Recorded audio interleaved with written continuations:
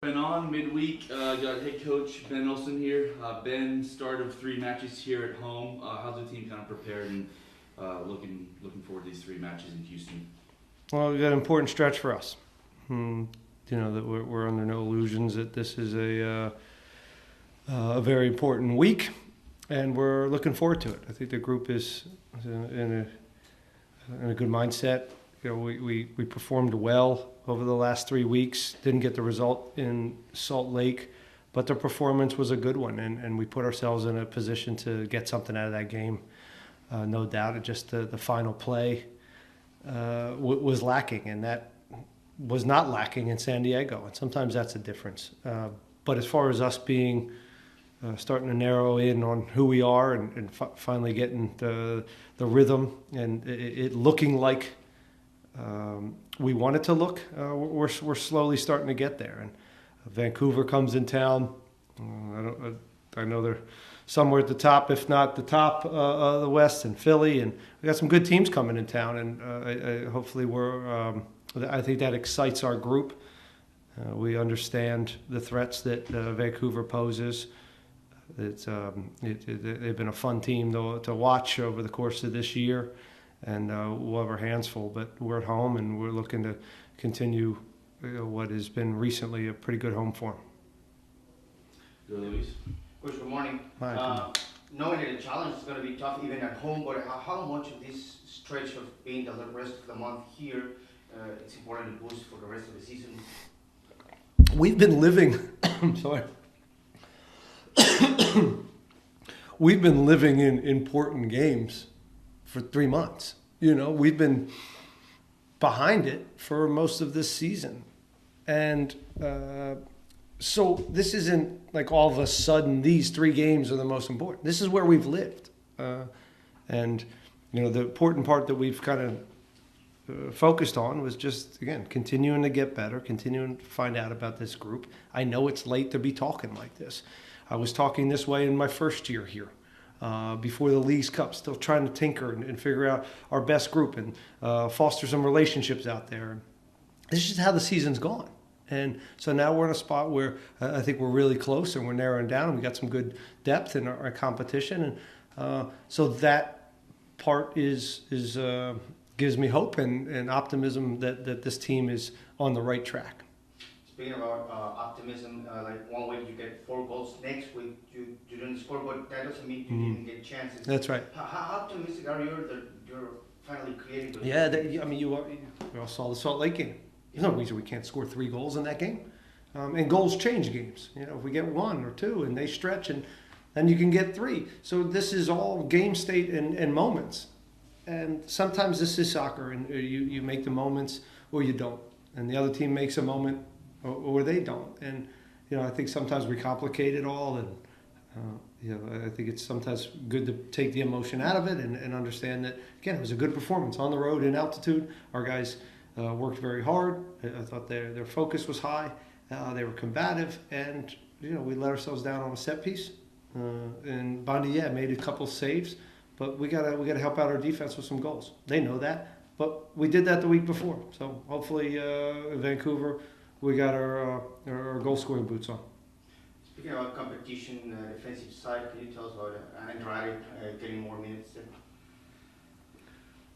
Well, there's obviously a competition there with him and Griffin. And Griffin offers some things that he doesn't, and he offers some things that Griffin doesn't. So that's the competition that we're starting to have within the group. Griffin's been great.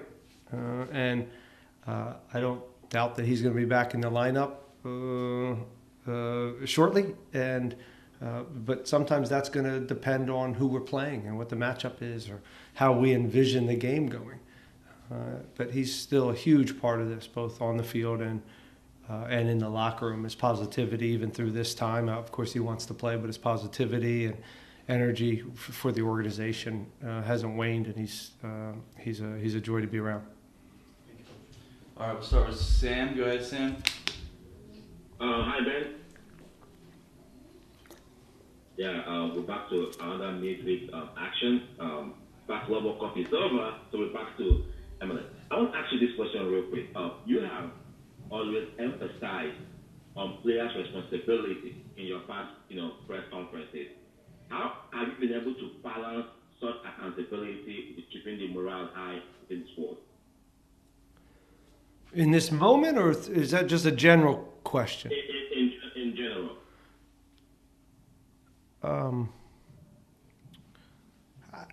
It's a good question, Sam. They have to be a part of this. We are, we're pretty collective in. I try to preach, that we are a collective, and everybody has their role in that. And certain guys have more of a role from a culture standpoint and a daily energy and pulse of this team. And I lean on those guys. I try to connect with those guys, and but I don't fully understand your question. I don't know if I have a full answer, but some of this is feel, some of this is experience, taking the temperature every morning and coming in, just like you guys go into your offices. What's the mood? What do we need? Do we need, to tighten it up? Do we need a joke? Do we need some love? I don't have a recipe. I've never had a recipe on leadership and coaching. I don't have that kind of PowerPoint presentation. Some of this is feel and relationships and being honest and holding these players accountable and making sure they understand that they're a part of this just as much as I am and the staff. And again, if you're accountable, if you're honest and you bring some love to that, I don't know. Sometimes it works for me. I wish I had the best maybe. Thanks. Dustin, go ahead. Hey man, morning. Morning. Hey, we've seen a lot more of Ethan lately. Just can you talk a little bit about how he's been progressing and what he gives you, kind of is that similar to what Eric gives you with his ability on the ball to play the pass? Well, I think he's arguably our best passing center back, and so that he adds that to us when he's on the field. His range of passing is good. He's calm, and so for him now it's just about putting these games back to back and taking this job, and so that part is, I think communicated to him, and I think he's taken it. I think right now he's had 2 good games, and the challenge that is in front of him is sustaining that and being at the level that he can be for us over the course of this season. And so far, so good. And just Vancouver, like you said, they've been at the top of the West all season. Another physical striker like Brian White. Just what kind of issues do they pose for you guys? Well, they come on you fast. They come numbers in the box. Brian White, he's just relentless.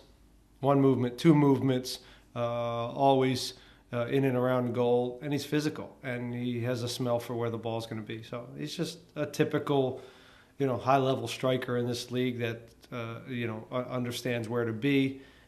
He seems tactically really savvy of where the providers are going to give him service, and he's just clever, and he's physical, and so he's pretty well rounded. He holds the ball up pretty well too. He comes underneath, he doesn't complicate it, he connects, and then he moves again. So he's it doesn't surprise me that he puts up these numbers, and it just when a guy does this year after year, it's not luck. It's not surprise. He understands what he's doing.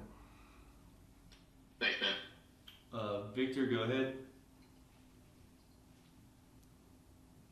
Victor Rise of the Deportes Nation in Soccer Tejas. Ben, I'm looking at Vancouver's run of form. They've lost 4 of the last 5. Pedro Vite looks like he's not traveling with the team, potentially on his way to Pumas. I know they're higher up in the table, but I imagine you like your chances at this Vancouver side in this run of form.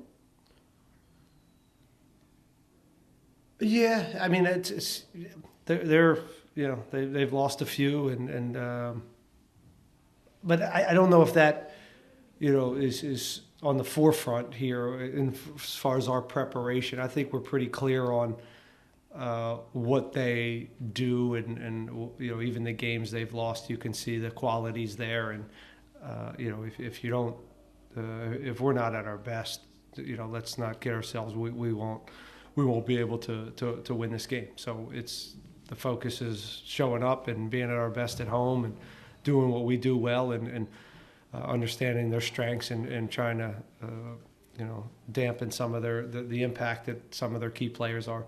As far as Vite, was I upset at that news? No. He's a hell of a player.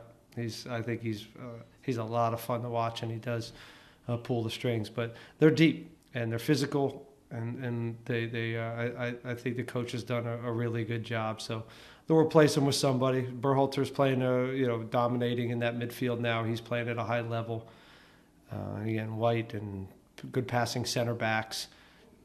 They throw a bunch of different types of builds at you that you have to problem solve. So we'll have our hands full, but we're looking forward to it. Jack McGlynn recently got a contract extension. Does that come with higher expectations, or is the club pretty set on what they've asked him to do? Has anything changed for Jack? No. If as far as expectations are, I think the expectations were pretty high from the get-go. He came in here in some ways to replace Hector Herrera, so I think that bar was set really high for him initially. His positional, he's changed positions for us, and now his responsibility is a little higher up the field. But as far as providing for us and scoring and dictating the game and being kind of a 10 now to influence the game, those expectations were there from the beginning. This was a big purchase, even though there was some real money up front to get him out of his contract and a commitment from the club. So I think that came with some expectations. This contract is, a little bit of a reward and also a commitment from Jack to be here for the time being, and we're happy to have him. He needs to get back to it. It's hard to go from the Gold Cup and back into MLS play. I've done it, and you could see him and Andrade's partnership forming as the game went. It's the first time they've really played together over there. You know how I believe in partnerships and relationships, and so as that relationship goes, or Griffin comes in, I expect Jack to get back to his ability, his best over the course of this next week or two. I'm sure you're glad you're not losing him to the All-Star game, but do you see that as a bit of a snub, the fact that he didn't get picked for next week? Not really.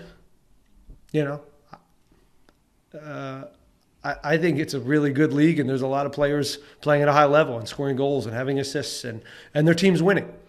And so I don't – there's been times here I've felt like we could have had more, and we were doing well, and we were underappreciated. I think we are where we are right now, and that's a challenge. I hope it maybe pisses a few players off, but as a collective, we have to make those decisions for people and make it very clear if we want individual honors. It starts with the group, and usually when the group's doing well, the individuals will shine. Dorsey, where do you see his ceiling? I know he's your assist leader currently, but do you feel, let me put it in this terms too, certainly at the national team level, it doesn't seem like he's got on the looks. I don't know if maybe that's where you see his potential. But where do you see the best of Griffin Dorsey? Because it seems like he can still, he still has another level. I think all our players have more to give. And I think Griffin this year, some of the things we've pushed on and worked on in the offseason was a final product and putting more assists up and goals. Essentially he's a winger. When we play in our structure, and wingers need to score and provide. And that was the challenge to him, and he stepped up to that challenge. Within that, our right-sided winger, they got to defend, and they got to do some work as well. And that's why he's a unicorn. He's willing to come back and do a lot of work. He's got great lungs. He's up and down, and he's a responsible defender. Again, I've talked already about him and Felipe. They're different. They're different players playing the same role, and that's going to be kind of a competition and a balance and a coaching decision of who we're playing or who's in form and who's around them, who's playing with them, and all those little tactical decisions that we got to make. But his ceiling, there's more. There's always more to Griffin, but energy's great, lungs, quality in the final thirds really coming around, and as I said, he's a great soldier and a great teammate.